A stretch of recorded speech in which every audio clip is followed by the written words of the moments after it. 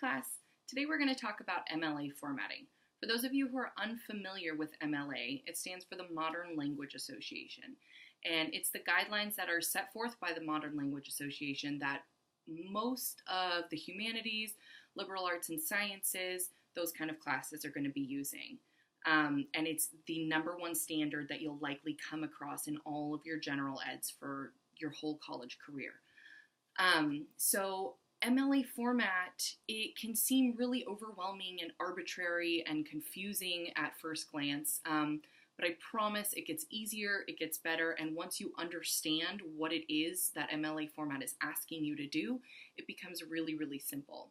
So the very confusing thing about MLA formatting is that your instructor's rules always trump anything that the MLA guidelines give.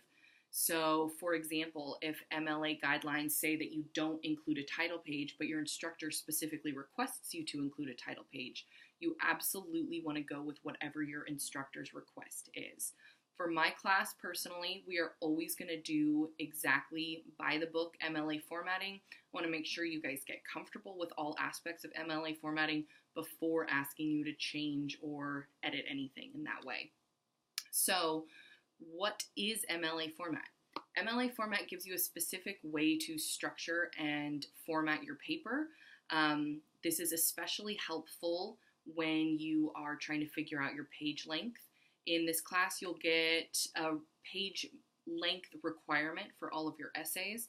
So it'll have a page minimum and a page maximum. And if we didn't have a specific way to format the papers, that could really be any length, right? If the font was tiny and the spacing was tiny, or if you use a big giant font with large spacing.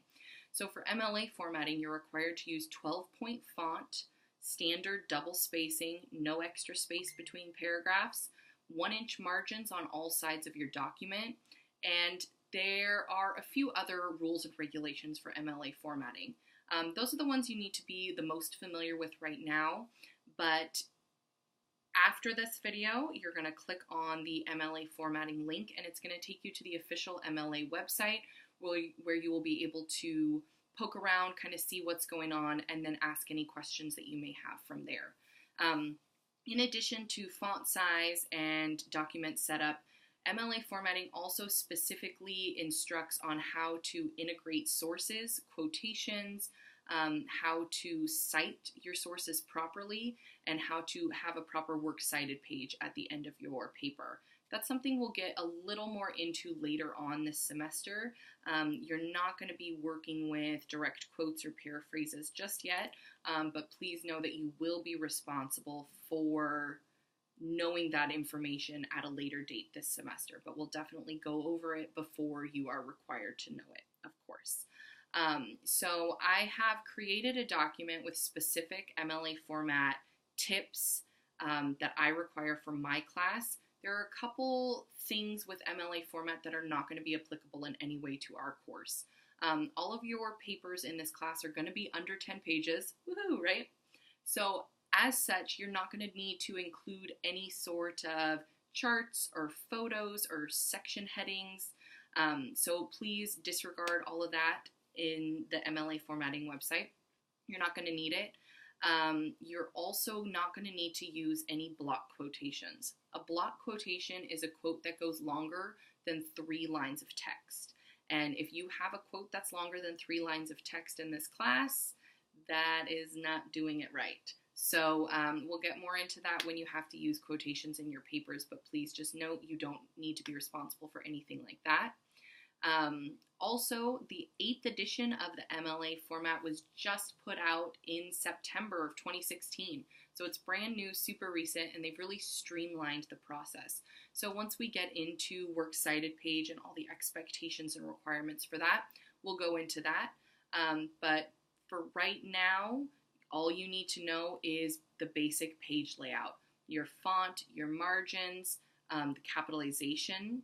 MLA format requires title caps, so that's your basic capitalization, how most of book titles and such are, where the first letter of every word is capitalized, except for the small words like a, the, in, and, that sort of stuff. A big thing with MLA format is the spacing. Like I mentioned earlier, you do need to do standard double spacing on your papers. Some computers will have automatic what's called paragraph spacing, and you need to make sure that that's set to 0. Paragraph spacing is that really frustrating thing where you press enter on your computer and for some reason there's a little bit of extra space in between all the paragraphs that isn't there when your text is just flowing from one line to another. So you just have to go into your settings, make sure your paragraph spacing is set to 0 before and after, and that'll take care of that problem for you. Depending on whether you're using a Mac or PC and what kind of word processor you're using, hopefully you should be using Word or Pages. Google Docs, unfortunately, does not have the capability to really manipulate all the settings that you need to get to proper MLA format. So if you're using Google Docs, please compose. You're welcome to compose on Google Docs. I think it's a really great tool to be able to access and store your files. But you're going to need to put it into some sort of proper word processing software such as Microsoft Word or Max Pages in order to manipulate the settings to get the proper format. Please, as always, email me with any questions that might come up about MLA formatting. Please take a look at the link to the MLA website, which is hosted on the Purdue OWL. OWL just stands for Online Writing Lab, and that is the #1 resource for MLA formatting. If you ever lose track of the link, even though I suggest you bookmark it, simply type MLA into Google, and it is the first thing that pops up. It's a #1 resource. Other English classes might require you to buy an MLA formatting handbook.